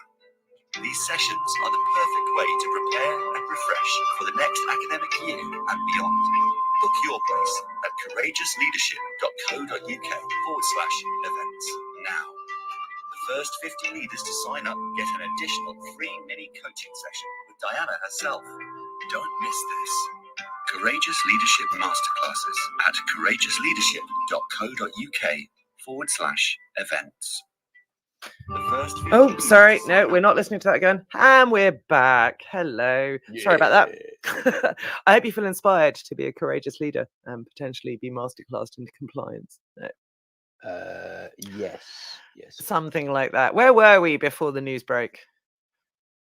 I've got no idea. Okay, well then I think we should Remember, go. I'm the one operating on half capacity here. And you're assuming. Oh, we were talking about Teach Like a Champion. Thank you so much, Jasmine. And meta language, and the fact that I think people are very resistant to particular, especially packaged, branded, and but yeah. Anyway, so that's where we were. I think we should talk about Oak National. Let's just stay away from Oak National today. Let's instead talk about where you see the phrases lethal mutations. Obviously, that's Dylan Williams's phrase. It's now one of the most overused phrases, I think, in education. Lethal mutations are a lethal mutation. Yes, the phrase but- itself. You know what? That's Yeah. really that's metacognitive of you. It's so metacognitive. That's English, that we just get by on saying metacognitive things, and they give us A stars and scholarships. It's very fancy. Sure. That's why I did it rather than history, which is much more knowledge based. I am so- just as an interesting one. You know, metaphysics. Yeah. Do Yeah. you know why it's called metaphysics? Actually, no. Because literally, it was the book that he wrote after the book called Physics. So it could easily be called post physics, or Yeah, well, everyone's like Aristotle. Everyone's like, metaphysics, because it's about being beyond physics. It's like, no, it's just it's just physics too. Physics too. This time it's personal, something like that. Right, where do you see? I see physics harder. With a vengeance. Physics with a vengeance. I would be there for, absolutely. Embodied cognition, dual coding. Yeah. Is this the return of VAK by any other name? A long noise there. Yeah, that's a ponderous noise. Let's start with the embodied cognition one first. I don't know much about it. I don't plan on knowing much about it. You hate bodies. Yeah. Why do you hate bodies, Adam? No, well, to be fair, our mortal coils are definitely the worst parts of us. So I think it's totally a reasonable position to absolutely despise the damn things. So I'm not going to wade into the embodied cognition one. The one clear distinction I would make between these things and VAC learning is that there are lab-based studies here. They show effects. They are theories built by real scientists based off real evidence, rather than just stuff that appeared and no one quite knows where. Yeah, information from nowhere that gets circulated as an endless series of there's images on this PowerPoints. there's this biological theory called paragenesis, which is, they used to believe that bacteria and stuff just appeared. Oh, I know, I love that. Yeah. It's a totally reasonable thing to believe before you've got microscopes. And it wasn't until people like Pasteur were like, oh no, actually there's, I think he was among the first to start refuting this stuff. But yeah, VAC just like appeared somewhere. And I noticed you mentioned the pyramid of learning recently that came out of this main laboratory somewhere where they just totally made it up. And someone asked them where the source was. There's this brilliant post, I think Blake Ezra, the American blogger, has got a really nice summary of it all. But someone wrote to them and said, where's the evidence for this? And they said, we used to have it, but we don't anymore. Well, like Descartes' discourse on method. Yeah. Well, exactly. I promise you, it was amazing, but the dog ate it. Yeah. Sorry, guys. But so this stuff, dual coding theory, embodied cognition, that stuff, that there is some evidence there. It's not just like totally made up. It's just when we then turn that into, okay, what are we going to do in the classroom? It turns into nonsense. I don't think as a theory in itself it's nonsense. It's just what we do with it. Yeah. Do with it. I think there's a whole secret outside world, an extra dimensional edu Twitter that just consists of people sending each other allegedly dual coding inspired graphics, and then screaming till our eyes bleed. So how do we stop this? How do we stop all these terrible, terrible graphic resources? I don't want to bully people by saying I hate your resources. So that's why it all stays private. But yeah, that's the thing, isn't it? It's you don't want to be that person who's doing the whole, well, actually, Mm. but because not only does it make you sound like a douchebag, but also it doesn't really work. Because what I've seen when I've done stuff like this, and I'm like, well, actually, this isn't dual coding or whatever. They're like, oh yeah, it's just decoration. Yeah. I'm like, well, hang on, that's not. People just shift. So people aren't good at, and I'm exactly the same. Like I can, I mean, contra popular opinion, I am a member of the human race, and my brain does have exactly the same biases that Are you everybody else sure has. though? Because you do hate bodies. It might be pure spirit, Adam, just temporarily instantiated on my podcast. If I were pure spirit, believe me, I would not need the amount of Monster Energy Ultra that I currently consume. By the way, Touche. Monster, if you are listening, then I would appreciate a case crate. Either will do absolutely fine. Shout out to Monster. Where was I? Yeah. So what you end up with is people just shifting the goalposts a bit. Mhm. And so, my personal approach is rather than publicly kind of try and do people. Like I wrote a blog post when I did that video for Research at Home last year. That thing's on like 25,000 hits or something. Mhm. And then I did a blog straight afterwards about the icons in I particular. love that blog. That's Thank absolutely you. That's very kind. fantastic blog. And can be people should meaner. read Pritesh Raitura's one as well, which is of the same vein, and it's actually more detailed. It's better than my one. I refuse to believe that. and Yeah. No, it is. He's a very clear communicator. He gets it right every time. Anyway, where was I? Yeah. So I did the video and I did the blog, which is a polemic, really. And the idea is to try and convince people without Shaming them. or raising their hackles. It's about trying to get as much good practice out there. But when I did that blog, when I was researching that blog, I just typed in dual coding into Twitter, and there were hundreds of things there, which I think are a gigantic waste of time. And do not satisfy any of the theoretical criteria necessary for the activation of dual No, coding I mean, I theory. think what I always say, but again, it turns out that it's not an effective persuasive technique to just wander around Twitter saying, actually, dual coding is something the brain does, not something you do to the brain. It doesn't persuade people. Yeah. They just think I'm an Yeah. ass. So, Yeah, but even that point, which I think is quite important, when I said that to someone who was talking about they were going to do some dual coding in the lesson, they said, yeah, well, look, everyone knows that. It's just a colloquial. And I'm like, well, if everyone knows that, when I did a video, why did 25,000 people watch it? Why didn't just one guy watch it, say, no, everyone knows this, Right. and then it didn't get shared? So it's all part of like just the way that humans work, and it's the righteous mind and all of that jazz. So it's the act of convincing people is difficult, but it is possible, and I think people do come around to it. And I like I've been very upfront about the stuff that I've been wrong on. And even stuff like metacognition. I wrote a blog a few years ago about simple ways to implement metacognition in the science classroom. And I look back on that and I think it's dross. I think I just got it wrong. It's not necessarily the case that the stuff I'm advocating is a bad idea, but calling it metacognition, like, what is the point? What do you achieve by doing that? Is it a faithful interpretation of the word metacognition, or was I just bandwagoning to get some hits? I can't answer that question. Do you know what I really like about the reflectiveness, ironically, of your practice, Adam, is that if someone wanted to attack you, they could just go find a quotation from you attacking yourself, and then just like, you think Adam Boxer is going through phases? Let's go to Adam Boxer to find out what he thinks. Yeah. Well, this is another one of those tropes. People on Twitter say that traditional teachers, they don't change their mind. They're in an echo chamber.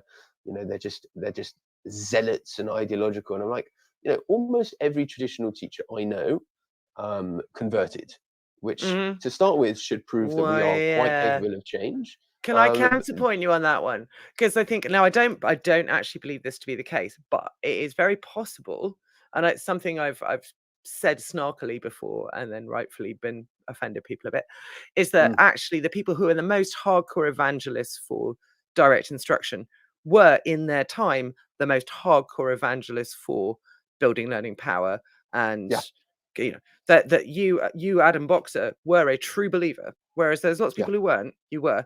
So I guess the critique then that I've jokingly put to you before is, do you think maybe you're just really into fads and this is just another fad? Yeah, it could be, and obviously, like I can't actually answer that question definitively, because when you're in the middle of something like that, how could you? I would counter that it's not about being into fed, it's just about being an ideological person. Yeah. Whenever I do something, I do it, and I really do it. And this is the case for most things in my life that I think are important. I'll take it seriously. When I left school, I went to go study in Israel, right? And I used to study I'd wake up at 6:15 every morning, and I would basically either be doing a combination of praying or studying till about 1 o'clock, where I had lunch for 10 minutes, I'd go to sleep for an hour and a half, and then I would again study and pray straight through till about 1 a.m.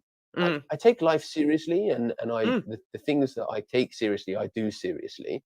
So that would be my personal counter to you. Do I know that the cognitive science stuff is not a fad? Obviously, like I can't know that, but again, I would point to the fact that there is evidence behind it. And even though psychology has a replication crisis, has an underpowered study crisis, all of that stuff, the evidence is still there, and it's still pretty decent. And also classroom experience, for whatever worth that has, backs it up. Like, my students now categorically know significantly more than they ever used to. And when I was a good progressive teacher, and I wasn't bad at doing prog teaching. Like, people were coming to see my lessons. It was Your blind date lesson was the gold standard inflicted upon the such nonsense. But the point is, people were coming to see it. No one was saying, like, you're doing this stuff badly, other than when I was first training. But I know for a fact that my students do better now and get better outcomes. Yes, of course. Again, someone could just say, well, you're more experienced and blah, blah, blah. Yeah, fine, true. But I don't personally think that it's just down to that. Could all of this be a fad? Yes, it could. I would. So I'm gonna finish despite the people imploring us to stay on air, because apparently we are fire, Adam. Just so you know. Nice. That I wrote this down before we started, and I think it's even truer now, is that the word trad is actually not the right word at all, because it is not traditional to want to educate all children. It's not traditional to want more than 10 to 15% of the nation to be educated, to know stuff. And it certainly wasn't traditionally done that those people were educated. So while there might be some methodology from the past, it's a new thing in the world altogether, really. It's not a good term. And again, it's that same thing. If you went to someone on the street and you said, what does the word traditional mean? They'd give you a definition. Canes and chalk. Well, exactly. They'd give you a definition that doesn't actually relate to what traditional teachers are trying to do in the classroom. And as kind of you hinted at in your intro, even stuff like for example, the thing that I prize most in my practice, and the thing that I enjoy most in my practice, is thinking about explanations and how to write them. Right now, there's no literature on this. Right, there's no craft literature on what makes a good explanation, because it just wasn't like a thing. In my PGC textbooks that I bought, idiot that I was, there is nothing about explanations. I've got an enormous textbook. It's 1,500 pages, and it doesn't tell you how to explain. You go to the glossary and you look for the word explanation. There is one paragraph, right, where it just uses the word as part of after explanation, da da da da da. Like, what? How? What do I do? Give me an example. Show me an example of a good explanation. Show me an example of a bad explanation. Tell me why. And what are the general principles that govern what makes a good explanation? I've had to work this stuff out for myself. Right, this is part of the project I've been working on, 100,000 words. Right, it's taken me 3 years watching and thinking about explanations to try and derive some general principles that could be applied in a specific scenario. So that's not traditional, right? Without being like. I don't want to be the person who uses the word innovative, but that is innovative. Right? How dare you be innovative? But that's what I would say, actually. It's like everything you guys are calling traditional isn't traditional at all. It's not Mrs. Ward standing in front of the class dictating for an hour. It's much more meaningful than that. It's much more. It is more child-centered, whether you like it or not. It's much more. It's profoundly learner-centered, because it's thinking about how the learner's brain works and functions, and the classroom dynamic of making it work and such. It's just not seen in that way. Yeah, quite right. It's not a good term. I think, and I'm not aware of a better. I imagine it's come from the fact that in a more social level, it's probably a conservative approach to education, because in terms of curriculum theory, it's about passing on the good stuff. But in reality, it just becomes about the things that you emphasize in the classroom and the kind of practices that you do. So yeah, should we have a better word for it? Yes, I think some people prefer the phrase explicit instruction. Again, it's not got a branding problem that way. I mean, I think, I started off by talking in my, as you say, over lengthy and rambling introduction about Robert Peel's Progressively Worse. And it's that particular kind of extremely ideologically driven, tied to the very specific Conservative Party. The language comes from that era, and it would be much more helpful if we got new language. And people would suggest a word like explicit instruction, but again, I don't think that covers it, because there's so much more to explicit instruction. Just means when you're teaching someone, you're explicit about it. But that doesn't include, for example, how do you circulate in a classroom while students are working? Do you value independent practice? Right, that's not included within the term explicit instruction. So yeah, do we need a better term? Yes. Do I know what that term is? No. No, Sarah Barker, who you love, is saying there's widespread misunderstanding of direct instruction. For example, DI is dialogic.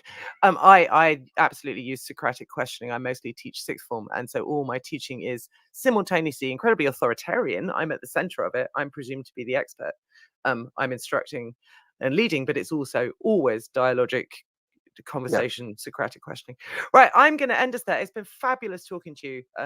Even with you suffering from terrible hangover, buoyed up only by Monster Energy. Hashtag 25% off with Badger Ed, Monster. Anyone?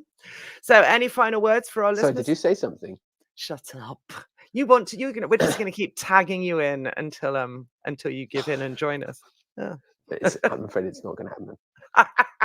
Terrible creatures. They've all got TB or something. They do. That is a monstrous lie, sir. Is it? It's slander. One of the slandering MPs calumny. told me that they do. In your conspiratorial meetup of top trad Conservative MPs and teachers. Yeah, we were discussing how to slowly dismantle the organs of state education and pawn them off to such illustrious brands as Starbucks, Lego, as and Doug Uncommon Lemov's Schools. Teach Like a Champion, exactly. Bringing it all back round. Okay, thank you so much for coming on. It's been an absolute blast. And anytime you'd like to come back, you are more than welcome. So, yeah. Thank you for having me. All right. Okay, I'm going to play us bye. out. And thank you for listening, everyone.